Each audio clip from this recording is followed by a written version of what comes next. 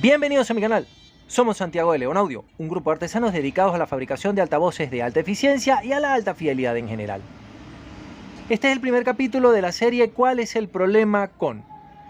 Y el primer componente de audio al que le vamos a dedicar esta serie es propiamente a la sala de alta fidelidad. Lamentándolo mucho, la mayor parte de los entusiastas no consideran que la sala de audio sea un componente de su sistema, ni mucho menos que sea un componente importante de su sistema de sonido de alta fidelidad. Y esto tiene una razón de ser básicamente triste, que la gente ha sido engañada. Los creadores de contenido que se han dedicado al sonido de alta fidelidad y a compartir sus comentarios, se han dedicado por supuesto a mostrar powers de alta corriente, preamplificadores con unas prestaciones absolutamente excepcionales, unos muebles antirresonantes, cableado de par trenzado de cobre libre de oxígeno con terminales bañados en oro de alta corriente, unos CD player con unas prestaciones excepcionales, normalmente 3 módulos, el de la fuente de alimentación, el de la unidad de transporte y el de la unidad convertidora. Así también para los platos tocadiscos podemos ver instalaciones que son costosísimas, que tienen una unidad de transporte, un brazo fonocaptor y una fuente de alimentación o motor por separado para evitar la interacción y la vibración. Y si bien todas estas medidas son absolutamente espléndidas y maravillosas y pueden mejorar el alcance de la recreación fidedigna del sonido de alta fidelidad registrado en una cinta o disco, es toda una tontería porque sucede que los ponen en salas de audio donde no se ha practicado el más mínimo tratamiento acústico, con lo cual el rendimiento que podríamos conseguir de este tipo de instalación es básicamente triste. ¿Y por qué pasa esto? Casi todos los canales están dedicados a mostrarle a la gente qué tipo de equipos pueden utilizar para conformar una instalación de alta fidelidad en función del presupuesto, de muy altas prestaciones, de altas prestaciones, con una buena relación calidad-precio, más bien modesta, o la instalación básica para empezar a dedicarse al sonido de alta fidelidad. Eso no tiene nada de malo, pero tiene un problema. Que los amplificadores, los decks, los tuners, los platos tocadiscos, los CD player, los cables, los muebles, son productos comerciales que se pueden ofrecer y vender. Pero la sala de audio es un producto que no se puede vender. Básicamente nadie estaría dispuesto a comprarse una sala de audio o, en todo caso, tendría que contratar a una empresa de asesoría, una empresa de ingeniería, que le diseñara la adecuación acústica para su sala de audio para conseguir un rendimiento al que no están acostumbrados porque nadie ha comentado que esto sea mínimamente importante. Y lo es. La única manera en la que ustedes podrían apreciar realmente solo el sonido de su instalación de alta fidelidad es utilizando audífonos. Los audífonos serían los que nos aislaran de la acústica de la sala y entonces nos permitirían oír el sonido del DAC, del convertidor, del CD player, del cableado, de la etapa de potencia, etcétera, sin ninguna interacción adicional. Al colocar nuestros altavoces en una sala de audio, ellos van a proyectar su sonido en esta, el sonido va a reflejarse en suelo, paredes y techo y vamos a oír una componente de eco, que no tiene nada de malo, porque finalmente el ingeniero que hizo el máster del disco pensó en que esa reverberación y esa resonancia que tuviera nuestra sala formaría parte de la experiencia completa. Por eso, muchos de ustedes habrán notado de que, si bien el sonido percibido a través de unos audífonos es artificialmente perfecto y completamente limpio, al cabo de 2 o 3 horas termina siendo un fastidio porque es una recreación de fantasía del sonido de la grabación. Hay otros entusiastas que están distraídos y confundidos con la idea de que una sala de audio debe ser insonorizada. Eso no es cierto.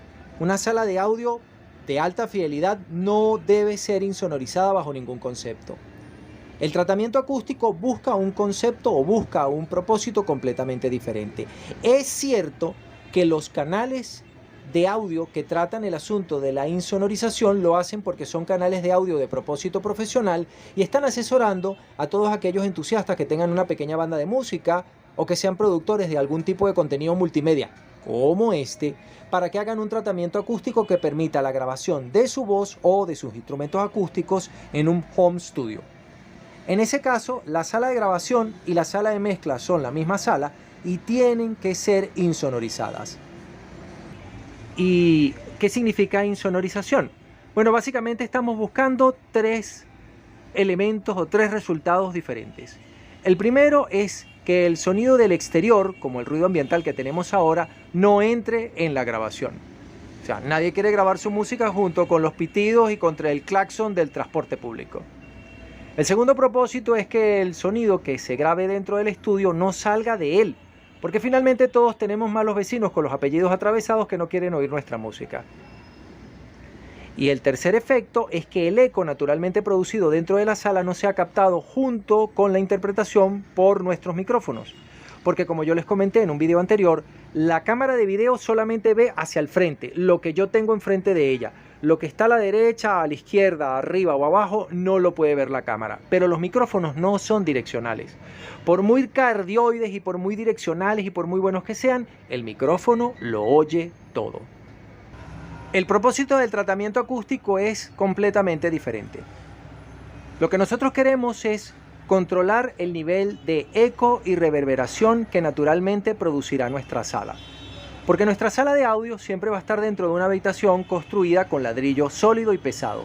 Así, la placa armada del techo, las paredes y la placa armada del suelo son superficies planas, duras, pesadas, que rebotarán el sonido y se convertirán o se comportarán como un espejo para este.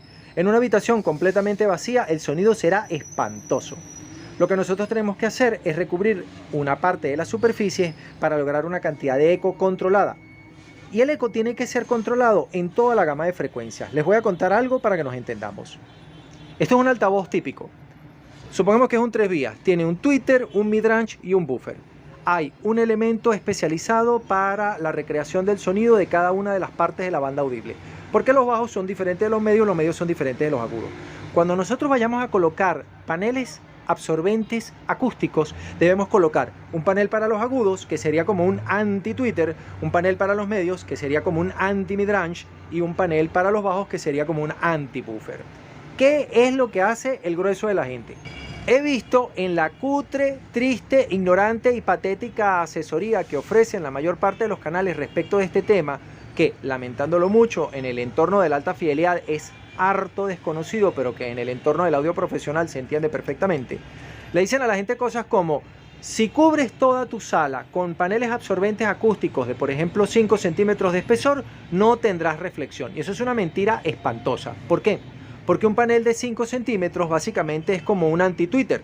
Entonces vamos a tener una sala con un sonido muy oscuro, carente de brillo, carente de agudos, pero vamos a tener una gran reflexión de medios y vamos a tener medios propios en los bajos. Es decir, el sonido que vamos a tener de nuestra sala es horrible.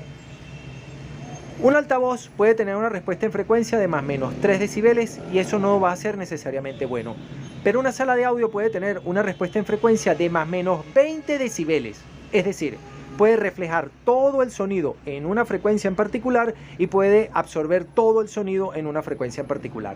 Eso suena particularmente feo. Yo les he contado siempre que nuestro mejor amigo es el ecualizador, porque el ecualizador es una máquina que está especialmente diseñada para aislar un problema en una banda, digamos 500 Hz, y agregar lo que falta o quitar lo que sobra. Pero el ecualizador solo no lo puede hacer. Hay otra gente que piensa que es mejor no utilizar ecualizador, que el ecualizador no debería formar parte de una instalación de alta fidelidad. Y eso es cierto. Pero si tú no quieres usar ecualizador, tienes que hacer la ecualización con paneles, difusores y absorbentes acústicos. Veamos.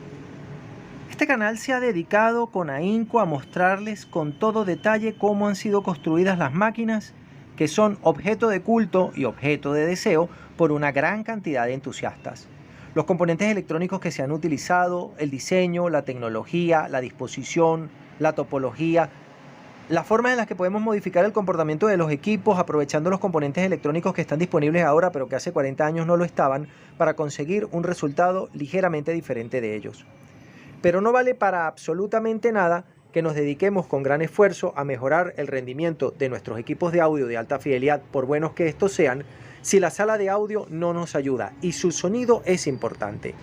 Ustedes pueden tener el mejor equipo y seguramente muchos de los que ven este canal se han preocupado por comprar buenos altavoces, bases antirresonantes, ponerles una bolsa de arena encima a sus gabinetes acústicos cuando son bookshelf como estos, porque su propia masa no llega a los 10 kilogramos, de tal manera de lastrarlos y evitar que vibren todo lo que sea posible. Seguramente muchos de ustedes se habrán preocupado por ponerles unos excelentes cables de par trenzado de alambre de cobre de primera calidad. También habrán comprado los amplificadores integrados que han sido sugeridos por las revistas de electrónica especializada, como las piezas que tienen el sonido más potente, con más punch, más profundo, más dulce, más detallado, en función del género musical que están buscando. De hecho, en este mismo canal he hecho algunos micro review y comparativa entre un amplificador Sansui y un Pioneer, o entre amplificadores Sansui de series diferentes y tal cosa. También se pueden haber preocupado por mejorar el rendimiento de sus reproductores, poner adecuadores de línea, filtros de línea, protectores, reguladores, comprar CDs prensados por Atlantic o los japoneses que suenan muy bien, pero no se han preocupado por la sala. La sala de audio, lo he repetido un montón de veces, pondrá la mitad del sonido del equipo y es muy probable que tengan unos graves defectos en los tiempos de reverberación en alguna o en varias frecuencias, o en la respuesta en frecuencia de su sala, que hagan que su equipo no pueda sonar tan maravillosamente bien como en realidad está diseñado para sonar. Les cuento algo. La mayor parte de los altavoces de alta fidelidad que se venden hoy en día, y muchos de los altavoces de alta fidelidad de JBL de los años 70 y otros tantos de Sony, de Yamaha, estaban diseñados para tener una respuesta en frecuencia plana desde los más o menos 3 decibeles. Con lo cual no es necesario ni ecualizarlos ni compensarlos de ninguna manera. Así les he contado que el control de tono que tienen los amplificadores en realidad solamente lo van a utilizar para darle al sonido de su sistema el color que corresponda con la música que ustedes quieren oír. El jazz se beneficia mucho del loudness y de la enfatización del extremo grave. El verdadero problema está en que la sala se comporta sin querer como un ecualizador que deforma por completo el comportamiento del sistema de sonido. Es verdad que la mayor parte de los entusiastas no podrán ecualizar su sala o no podrán agregar los componentes acústicos que corresponden. Vamos a ver esto en detalle porque es interesante. Yo sé que muchos, y probablemente todos los que estén viendo este contenido, han instalado su sistema de sonido de alta fidelidad en el salón recibidor de su hogar. Y ese es un sitio concurrido, que es la entrada de la casa, que comparten con la familia, con los niños, donde está el televisor, donde están los videojuegos, y colocar un difusor acústico o colocar algún otro componente, pues simplemente no cabe. Lo que va a pasar en la mayor parte de los casos es que el sofá de 3 puestos, las 2 butacas, la alfombra, las cortinas, la estantería y el resto de los componentes tienen una contribución y son una carga acústica para ese sistema, y le han permitido tener un comportamiento que, si bien no es el mejor de todos, no está tan alejado de lo ideal y en realidad puede funcionar muy bien con unos pequeños retoques. Por eso he sugerido, y lo estamos haciendo en la nueva serie práctica en la que mostramos la respuesta en frecuencia que podemos leer con un analizador de espectro muy rudimentario, con un micrófono incluido en un teléfono celular para que vean qué pasa, que en realidad la compensación, en un caso que no sea extremo, más o menos 6 decibeles, se puede hacer con un ecualizador. Pero es cierto también que si ustedes llegan a tener un problema puntual e importante en alguna parte de la banda, necesitan un acondicionamiento acústico, por lo menos necesitan un difusor que absorba una frecuencia en particular, de tal manera de evitar una resonancia en una frecuencia o corregir un problema en la sala para evitar una absorción completa en una frecuencia en particular. Esto se ve de la siguiente manera. Hay salas que en vez de tener una respuesta en frecuencia plana, tienen una fuerte resonancia en, por ejemplo, 125 Hz.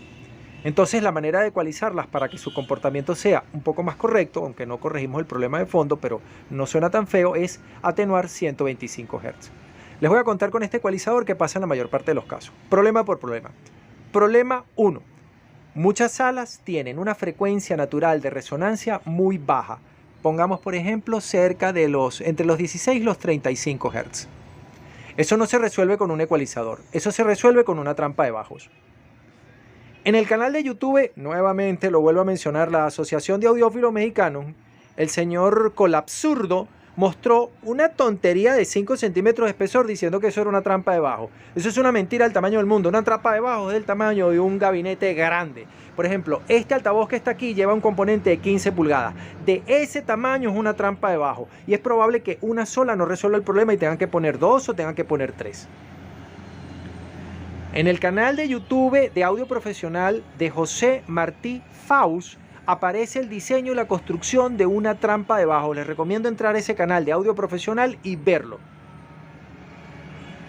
Otro problema que podemos tener, que es muy común con una instalación de audio normal, es que tengamos una fuerte resonancia alrededor de los 64 Hz producida por algún problema con los altavoces o un hueco en 64 Hz producido por el bajo rendimiento de nuestras piezas. Eso se corregiría empujando la banda de los 64 Hz un poquito hacia adelante. Si la corrección tiene que ser de más o menos 5 decibeles, tal vez más o menos 6 decibeles, necesitamos acondicionamiento acústico. Otro problema muy común con nuestra sala es que tengamos una fuerte resonancia en 125 Hz. Esto, o de entre 125 y 250 Hz. Ella es producida por las paredes laterales y el fondo del gabinete acústico. Los gabinetes de hoy en día, los gabinetes de alta calidad, por ejemplo los que produce Bowers & Wilkins, están hechos de madera terciada contra enchapada a la que se le ha dado un acabado curvo, porque una curva no vibra, y su rendimiento es superior a la de una caja convencional que es rectangular. Pero el resto de las cajas que tenemos, el resto de los mortales, están hechas de bisopan, están hechas de panforte, de viruta de madera encolada en cola blanca, y ella suele tener, lamentándolo mucho, una resonancia aquí, en los de 125 a 250 Hz. La manera de compensar esa dificultad es atenuando esa banda en particular. Otro defecto que vamos a tener y que es producido por el material del que se hacen los gabinetes acústicos es una fuerte resonancia en 500 Hz. Cuando eso sucede, lo que estamos oyendo es el modo propio, la resonancia interna al gabinete acústico, porque las cajas no suelen tener una respuesta en frecuencia plana. Y ojo, estoy contándoles solamente el defecto de la caja acústica y no el resto de la sala, que es complicado. Eso se vería o se oiría así, con un énfasis en esa banda. Una solución sería atenuar esa banda en particular. Muchos códecs de compresión les excede el kilohertz, así que habría que atenuarla también. Muchos altavoces que tienen un mal diseño de su filtro crossover chillan en los 2 o en los 4 kHz, con lo cual sería interesante atenuarlos un poco. Y finalmente hay muchos altavoces que llevan un tweeter de cúpula blanda que suelen tener atenuada la última parte de la banda y tendríamos nosotros que enfatizarla un poco para conseguir una respuesta en frecuencia plana. Hay un señor que me dijo que todo el mundo puede comprarse un ecualizador para hacer la sonrisita. El ecualizador no es para hacer esto. El ecualizador no tiene nada que ver con esto. El ecualizador no tiene por propósito hacer esta tontería. Si nuestro gabinete acústico tiene una resonancia entre los 125 y los 150 Hz, en un próximo capítulo dedicado específicamente a los altavoces, les voy a comentar qué es posible hacer para resolver los problemas de nuestros gabinetes acústicos, que será el segundo capítulo de esta serie. Desde Santiago de León de Caracas, saludos y suerte.